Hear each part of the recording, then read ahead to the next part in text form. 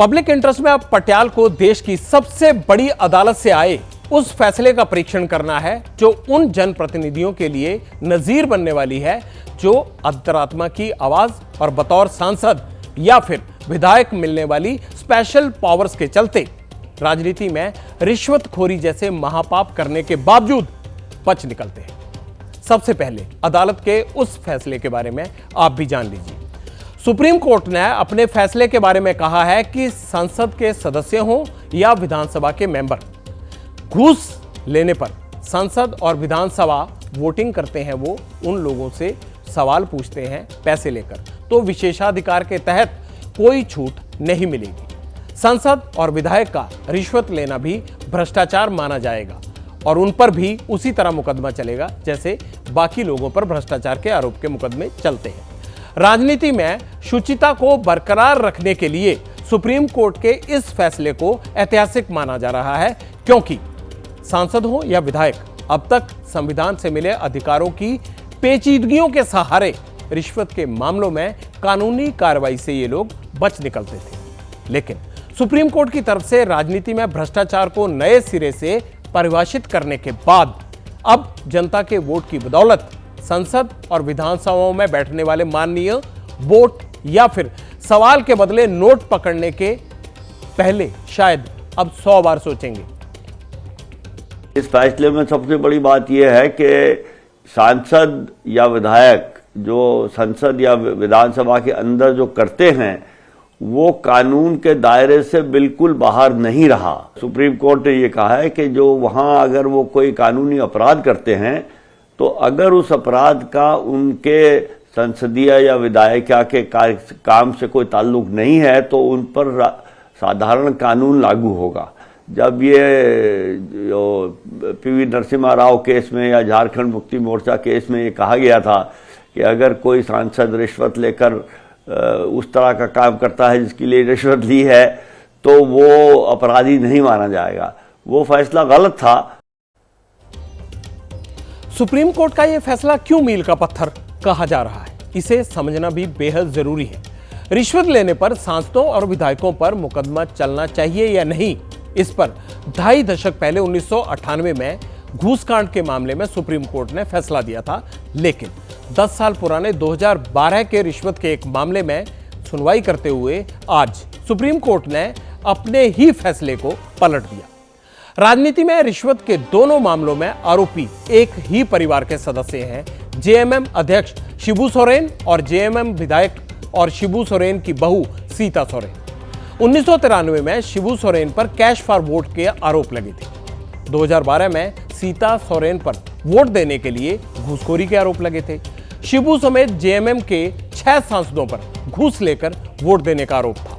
सीता सोरेन पर राज्यसभा चुनाव में वोट के लिए रिश्वत लेने का आरोप है। 1998 में शिबू सोरेन को सांसद के विशेषाधिकार की वजह से मुकदमे में राहत मिल गई। 2014 में इसी आधार पर सीता सोरेन ने भी सुप्रीम कोर्ट से राहत के लिए अपील की, जिस पर सुप्रीम कोर्ट ने सदन से हासिल विशेषाधिकार के तहत सांसदों विधायकों को मुकदमे में मिली छूट के फैसले पर रिव्यू शुरू किया और आज कोर्ट ने साफ कर दिया कि सांसद और विधायक भी घूस लेंगे तो वो भ्रष्टाचार ही माना जाएगा। देखिए, जो ये सुप्रीम कोर्ट का आज फैसला आया है उसका देश की राजनीति पर असर होना तो अच्छा चाहिए, लेकिन उसमें से सोचने की देखने की बात ये होगी कि जब कोई विधायक या कोई संसद सदस्य रिश्वत या पैसा या घूस लेकर वोट करता है या सवाल पूछता है तो उसको साबित कैसे किया जाएगा। अगर उसको ठीक से साबित हो सके, कोई ये करते हुए पकड़ा जाए और उसका सबूत मिल जाए तो इसका बहुत अच्छा असर पड़ेगा, क्योंकि उस सांसद या विधायक के ऊपर मुकदमा चलेगा, आपराधिक मामला चलेगा। सुप्रीम कोर्ट को आखिर अपने ही फैसले पर पुनर्विचार करने और फिर उसे पलट देने की जरूरत पड़ी क्यों? इसका जवाब है राजनीति में बढ़ती मनी पावर, खास तौर पर संसद विधानसभाओं के अंदर होने वाले चुनावों के दौरान बढ़ती क्रॉस वोटिंग का कल्चर। अंतरात्मा की आवाज का नाम देकर हर पार्टी खुलेआम इस परंपरा को बढ़ावा देती है। राष्ट्रपति, उपराष्ट्रपति, राज्यसभा चुनाव या फिर अविश्वास प्रस्ताव, कई मौकों पर वोटिंग के लिए रिश्वत के मामले सामने आ चुके हैं। लेकिन राजनीति में ये नई बात नहीं है, बहुत पुरानी बीमारी है ये। 60 साल पहले राज्यसभा चुनाव में कैश फॉर वोट की शुरुआत हुई। 1964 में बिहार की 8 राज्यसभा सीटों के लिए चुनाव हो रहे थे। कांग्रेस के 6 प्रत्याशियों के अलावा 5 और प्रत्याशी मैदान में थे।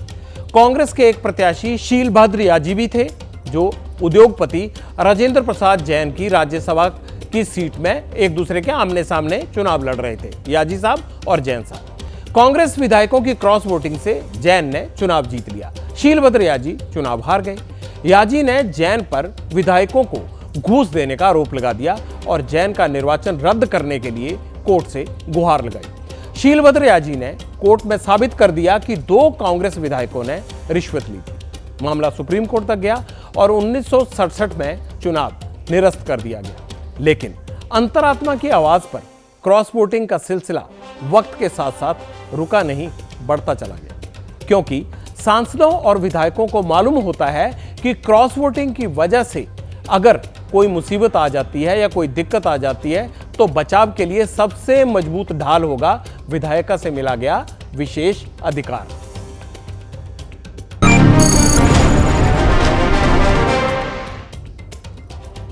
सुप्रीम कोर्ट ने आज के फैसले के बाद अब उन विधायकों और सांसदों को सावधान हो जाना चाहिए या उन्हें सावधान रहने की जरूरत है जो अंतरात्मा की आवाज के नाम पर संसद और विधानसभाओं में क्रॉस वोटिंग करने से ना डरते हैं ना कोई गुरेज करते हैं। जैसे ही घड़ी का काटा दोपहर 2:30 पे आए, बबीता जी का दिल सास बहू साजिश के लिए मचल जाए।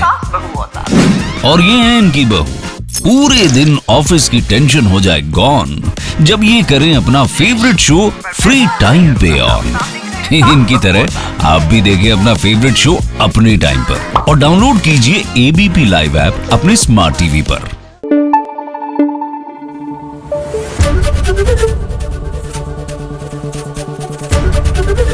एबीपी न्यूज आपको रखे आगे।